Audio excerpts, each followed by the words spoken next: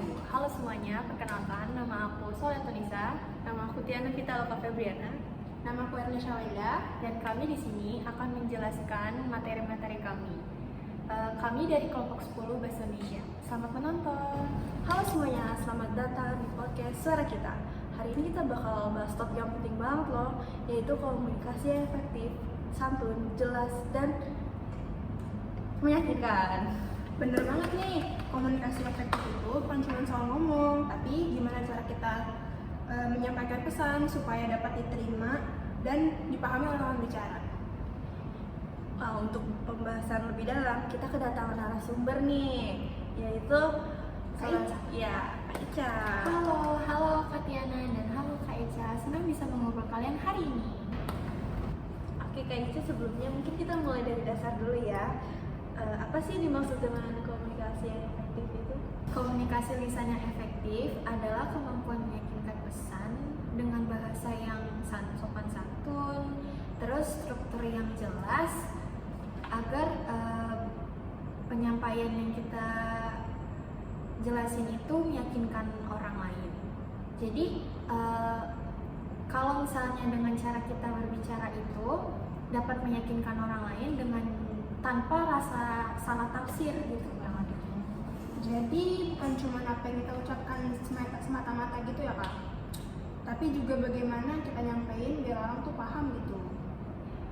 Kurang lebih seperti itu. Oke Kak, lanjut nih. Apa sih indikator bahwa komunikasi itu jelas gitu? Yang pertama menggunakan pesan tanpa diputar-putar, kayak nggak diulang-ulang terus gitu loh. Terus yang kedua itu menggunakan kalimat yang dapat dipahami sesuai dengan konteks lawan bicara. Terus yang terakhir itu struktur bahasanya itu terurut gitu loh, kayak di awal kan udah udah pembukaan nih, terus isinya juga ada, sama nanti kita juga harus pakai penutup gitu. Kayak misalnya kalau buat pembukaan kan misalnya dengan saya kayak perkenalan, habis itu kalau nggak ucapan salam gitu kan masuk penutup terus.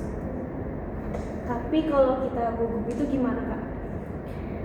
Sebenarnya wajar aja sih kalau misalnya gugup, kan bisa dilatih juga kan. Kalau misalnya bareng-bareng gitu sering dilatih cara ngomongnya juga, dan sebenarnya gugup itu nggak mesti menjadi kekurangan ya, karena pasti semuanya bakal terasa kalau kita sering latihan.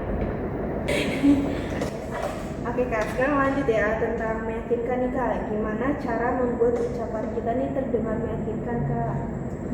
Sebenarnya ada 3 kunci. Yang pertama itu kayak percaya diri. Kita tuh harus percaya diri dulu biar cara kita nyampein itu jelas sama orang lain, terus nggak kelihatan gugup. Terus yang kedua itu kontak mata tuh penting banget, karena kalau kita mau dihargai sama orang lain, kita harus ngehargain diri kita dulu dong, masih gitu kan.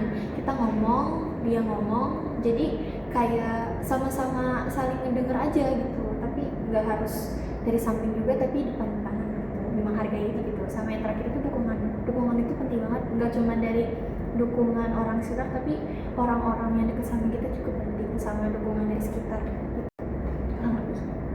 Jadi bukan cuma asal ngomong aja gitu ya Kak? Iya betul. Suara yang baik itu penting, tapi kepercayaan diri jauh lebih penting juga gitu loh. Jadi biar kita tuh punya rasa percaya diri buat ngomong sama orang tanpa ngerasa dia bukan orang yang kita kenal, tapi justru dengan orang yang kita kenal itu kita bisa gampang membawa pesan dan kesan kita ke orang lain gitu. Tapi kan banyak orang nih Kak yang merasa minder gitu. Kayak ada tips singkatnya nggak sih? Bisa mulai dari kita bercermin aja gitu loh. Kita ngaca nih di depan kaca. Kita bisa namanya public speaking di depan kaca gitu kan juga bisa ya. Sama bisa dari kita sering voice atau sering merekam suara sendiri gitu kan. Terus sama juga kadang kita bisa mengasah cara kita komunikasi sama orang lain juga bisa dari orang terdekat gitu loh. Terus ya udah palingan kayak gitu, sama intinya kita bisa menempatkan diri aja gitu sama diri sendiri gimana gitu, dan kalau bisa tuh diasah terus. Kak Ica, boleh dong kasih contoh singkat tentang komunikasi efektif dan yang tidak efektif tuh kayak gimana? Oke, saya akan membahas dan memberikan contoh kalimat yang efektif dan tidak efektif. Contoh kalimat yang tidak efektif itu kayak, kamu sih kemarin itu ngomongnya salah ngomong gitu kan. Jadi kacau semua kan. Itu untuk kalimat yang tidak efektif. Nah, untuk kalimat yang efektif itu kayak saya ingin membahas kejadian kemarin. Mungkin ada cara yang lebih baik agar kedepannya semua berjalan lebih lancar lagi. Itu sih kurang lebih. Wah, kerasa banget ya Kak bedanya. Yang efektif lebih fokus pada tujuan, sedangkan yang tidak efektif tuh kayak menyalahkan gitu ya. Iya, betul. Wah, nggak kerasa banget nih Kak, dari penghujung aja. Pembahasan kita kali ini tuh bermanfaat banget ya Kak. Oh, iya nih, semoga teman-teman pendengar bisa nerapin tips ini nih dalam kehidupan sehari-hari ya, di sekolah, kerja, maupun lingkungan. Terima kasih ya sudah mengundang saya. Semoga semuanya bermanfaat. Terima kasih ya Kak Ica, dan terima kasih juga buat pendengar suara kita nih. Sampai jumpa di episode berikutnya. Dadah. Sekian dari kelompok kami, kelompok 10. Kurang lebihnya mohon maaf bila ada kata, ucapan, dan cara kami menjelaskan kurang paham dan kurang jelas. Kurang lebihnya mohon maaf. Wassalamualaikum warahmatullahi wabarakatuh. Dadah. Thank you, everyone! Thank you, Elmar! Thank you.